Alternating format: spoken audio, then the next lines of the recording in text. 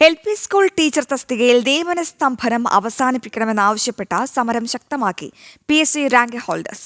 Rank list നിലവിൽ വന്ന 9 മാസമായിട്ടും 8ഓളം ജില്ലകളിൽ ഒരു നിയമനം പോലും നടന്നിട്ടില്ല എന്നാണ് ഉദ്യോഗാർത്ഥികൾ ആരോപിക്കുന്നത്. DD ഓഫീസുകളിലെ അനാസ്ഥ മൂലമാണ് നിയമനങ്ങൾ നടക്കാത്തതെന്നും ഉദ്യോഗാർത്ഥികൾ ആരോപിക്കുന്നു. 14 ജില്ലകളിലായി LPST നിയമനത്തിലുള്ള റാങ്ക് ലിസ്റ്റ് 2025 മെയ് 31-നാണ് നിലവിൽ വന്നത്.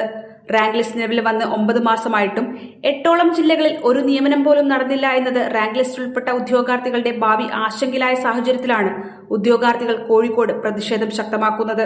14 ജില്ലകളിൽ 2025-ലെ തസ്തികാ നിർണയത്തിന്റെ ഫലമായി ഡിവിഷൻ നഷ്ടപ്പെട്ടതുമൂലം 600-ൽ പരം തസ്തികകൾ ഇല്ലാതായി. സർക്കാർ സ്കൂളുകളിലെ HDV ഒഴിവുകളെല്ലാം ദിവസവേതനക്കാരെ നിയമിച്ചുകൊണ്ടാണ് പ്രവർത്തിക്കുന്നത്. ഡിവിഷൻ നഷ്ടപ്പെട്ടത് വഴി പുറത്താക്കപ്പെട്ട അധ്യാപകരെ റാങ്ക് ലിസ്റ്റിലുള്ളവർക്ക് ലഭിക്കേണ്ട റിട്ടയർമെന്റ് ഒഴിവുകൾ ബൈ ട്രാൻസ്ഫർ, IDT, NCA ഒഴിവുകളിലേക്ക് പുനർവിന്യസിച്ചത് വഴി നിലവിലുള്ള ഒഴിവുകളും ഇല്ലാതായതായും ഉദ്യോഗാർത്ഥികൾ പറയുന്നു. പുനർവിന്യസിക്കപ്പെട്ട അധ്യാപകരെ എയ്ഡഡ് സ്കൂളുകളിലേതുപോലെ HDV ഒഴിവുകളിലേക്ക് മാറ്റി പ്രസ്തുത ഒഴിവുകൾ റാങ്ക് ലിസ്റ്റിൽ ഉൾപ്പെട്ടവർക്ക് നൽകുന്നതിനുള്ള നടപടി സ്വീകരിക്കണമെന്നാണ് ഇവരുടെ ആവശ്യം.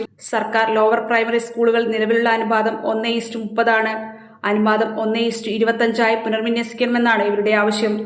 നിലവിൽ റാങ്ക് ലിസ്റ്റിൽ ഉൾപ്പെട്ട ഭൂരിഭാഗം പേരും ഉയർന്ന പ്രായപരിധി കഴിഞ്ഞവരാണ്. ഇവർക്ക് ഇനിയൊരു അപേക്ഷ നൽകാൻ അവസരമില്ലെന്നും ഉദ്യോഗാർത്ഥികൾ ചൂണ്ടിക്കാട്ടുന്നു. ജനം, കോഴിക്കോട്.